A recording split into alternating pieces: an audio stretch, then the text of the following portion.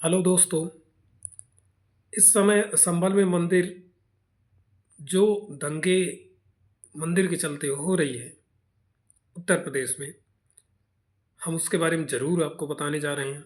संभल में बंद मंदिर मिलने के बाद 1978 का दंगा फिर से चर्चाओं में है। जानकार बताते हैं कि दंगे में कई लोग मारे गए थे। इस दंगे में करीब 169 मुकदमे दर्ज किए गए थे।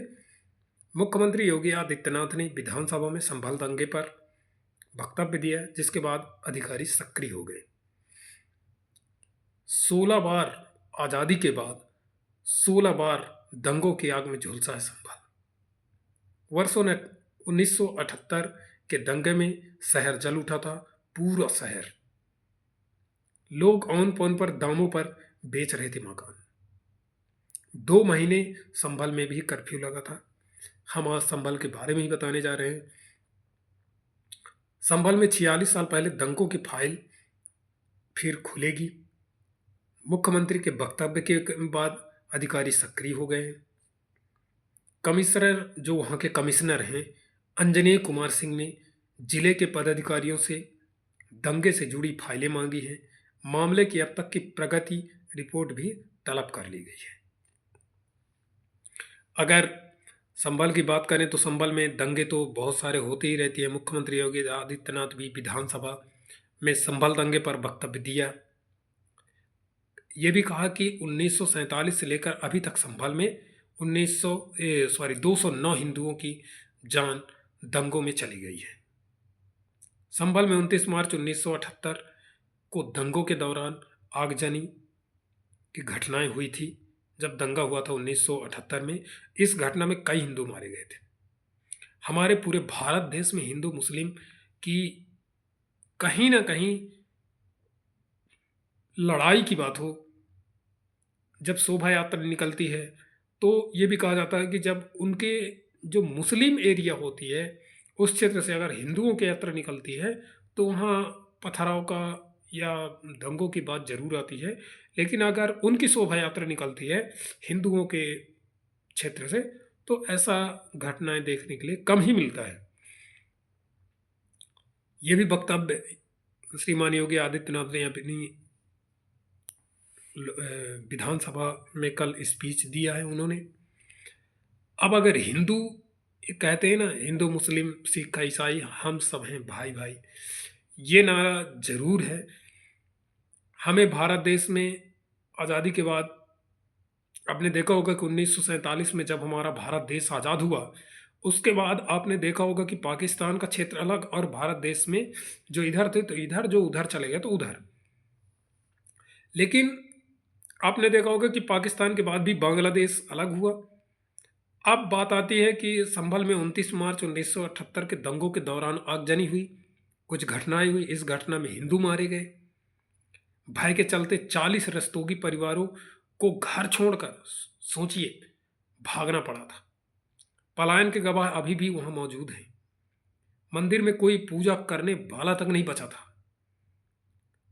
घटना के 46 साल बाद अभी तक किसी को सजा तक नहीं मिली। प्रशासन और स्थानीय लोगों की सक्रियता से 46 साल से बंद मंदिर के पट खुले हैं। अभी मंदिर का पट खोला गया। मुख्यमंत्री योगी आदित्यनाथ के जो प्रशासनिक अधिकारी सक्रिय हो गए हैं। कमिश्नर का कहना है कि इस बारे में हमें किस स्तर पर चूक हुई है यह जानने के लिए दंगों से जुड़ी फाइलें मंगाई गई हैं। दंगे के मामले में गवाहों को कितनी बार पेश किया गया, अदालत के वारंट की स्थिति क्या रही, साक्ष्यों को इकट्ठा करने में किस स्तर पर लापरवाही बरती गई है। फाइलों को देखने के बाद इस सभी समीक्षा की जाएगी। उसके बाद आगे की कार्रवाई होगी। जब तक कोई जानकारी या साक्ष्य जब तक किसी को नहीं मिल जाता तब तक किसी पर कार्रवाई करना उचित नहीं है। सारी चीज़ें जानकारी जब तक पूरी तरह से तलब न हो जाए अधिकारी, जब तक पूरी रिपोर्ट सामने न आ जाए। जैसे कि संभल में 2 महीने तक पहले भी कर्फ्यू लगा था। संभल में 1978 का दंगा 29 मार्च को हुआ था।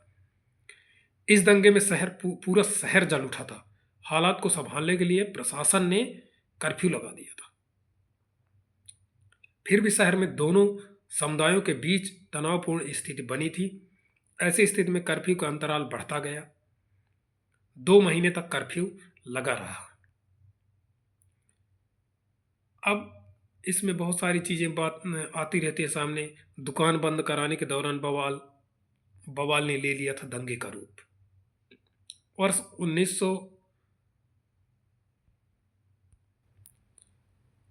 1976 में संभल में मस्जिद में के इमाम की हत्या के बवाल हो गया था।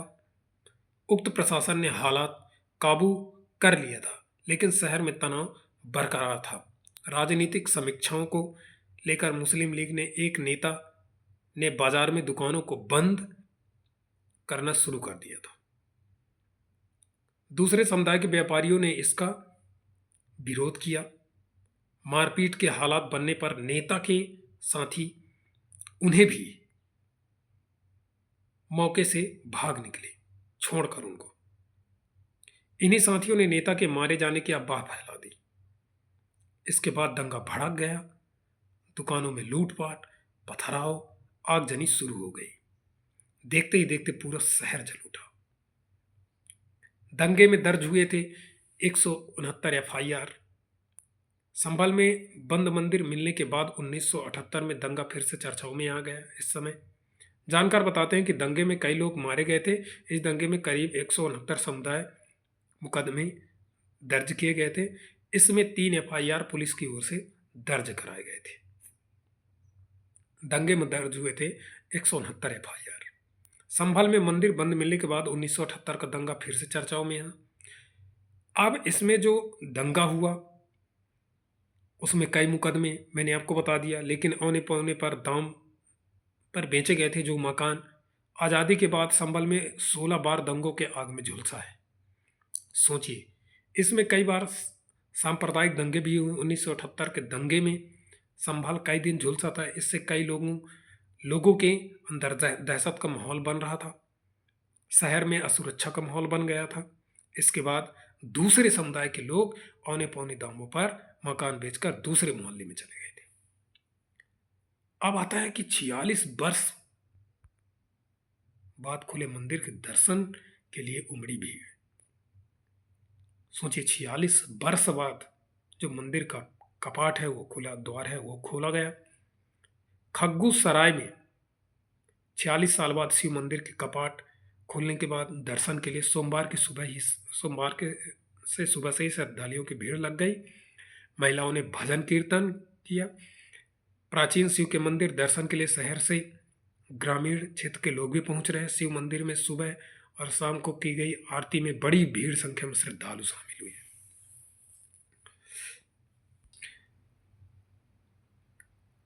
इसमें जो नेताओं के बयान है वो भी आने शुरू हो गए। आपने देखा ही है। शहर में तीसरे दिन भी अभियान चलाकर अतिक्रमण हटवाया गया। सोमवार को सपा सांसद जियाउर रहमान ने बर्फ के मोहल्ले दीपा सराय और विधायक इकबाल महमूद के मोहल्ले में नालियों के सैलाब तोड़े गए। इसके अलावा हातिम सराय में भी कार्रवाई की गई। अब व्यापारियों से भी आग्रह किया गया। ईओ ने उद्योग व्यापार मंडल के अधिकारी पदाधिकारियों के साथ सोमवार को पालिका में बैठक की गई। इस दौरान आग्रह किया गया कि अतिक्रमण को हटा लिया जाए। अब इसमें आपने देखा होगा कि कुएं की खुदाई में मिली शिव परिवार के 3 खंडित मूर्तियां जब कुएं की खुदाई की गई। वहां खग्गूसराय में शिव मंदिर के परिसर में बने कुएं में शनिवार को खुदाई के दौरान भगवान शिव, गणेश और माता पार्वती की खंडित मूर्तियां मिली। पुलिस ने मूर्तियों को अपने संरक्षण में ले लिया। एसएसपी श्रीश चंद्र ने बताया कि कुएं की खुदाई के दौरान शिव परिवार की मूर्तियां मिली। मूर्तियां कुएं में मलबा और मिट्टी के बीच पाई गई है। मूर्तियां खंडित कैसे, इसकी जांच कराई जाएगी। सोमवार को शहर के अलग अलग इलाकों में 4 प्राचीन कुएं और मिले हैं। लोगों ने अतिक्रमण कर कुओं को पाट दिए थे। पालिका ने कुएं से अतिक्रमण हटवाकर संवारने का काम शुरू कर दिया है। फिलहाल खुदाई कराई जा रही है ताकि उनको पुराने स्वरूप में लौटाया जा सके। मैं आपको इस बारे में, आपने देखा होगा कि उत्तर प्रदेश के मुख्यमंत्री श्री योगी आदित्यनाथ जी हिंदुत्ववादी विचारधारा है, लेकिन इसमें जिनको भी इस बार के आपने वोटिंग में देखा होगा लोकसभा के चुनाव में, जिनको सारी योजनाओं का लाभ मिला, उन्होंने भी वोटिंग कहीं ना कहीं विपक्ष के लोग जो अफवाहें फैलाए संविधान को लेकर, आरक्षण को लेकर। हमारे देश में बहुत सारे मुद्दे हैं, क्यों ना किसी एक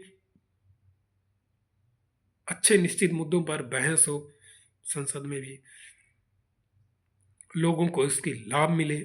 लोग यहाँ से सांसद विधायकों को चुनकर भेजते हैं लोकसभा विधानसभा, लेकिन अपने क्षेत्र के विकास नहीं हो पाती, जिससे विकास में बाधाएं आती है। फिर 5 साल के बाद वोट मांगने के लिए आ जाते हैं। लेकिन हमारे क्षेत्र का जो नेता हो, ऐसा हो कि जो अच्छा विकास करता हो, उसे दोबारा वोट मांगने की ज़रूरत न पड़े। हमारे देश में ऐसा नेता अभी तक नहीं हुआ। हैं कई नेता कई जगह जो खाली पर्चा भर, फॉर्म बस भर दें, इसके बाद उनको चुनाव चिन्ह एक बार वो प्रचार प्रसार में बता दें कि हमारा चुनाव चिन्ह ये है, इसके बाद जनता खुद निर्णय लेगी। लेकिन आज का देखे होंगे चुनाव में कि कितनी जम करके आप आरोप लगते हैं, पैसे की बर्बादी, मारपीट, लूटपाट, बहुत सारी चीज़ें देखने के लिए मिलती है। हम अपने वीडियो में ज़रूर और जो भी घटनाएं घटित होगी उसके बारे में चर्चा करेंगे। जय हिंद दोस्तों।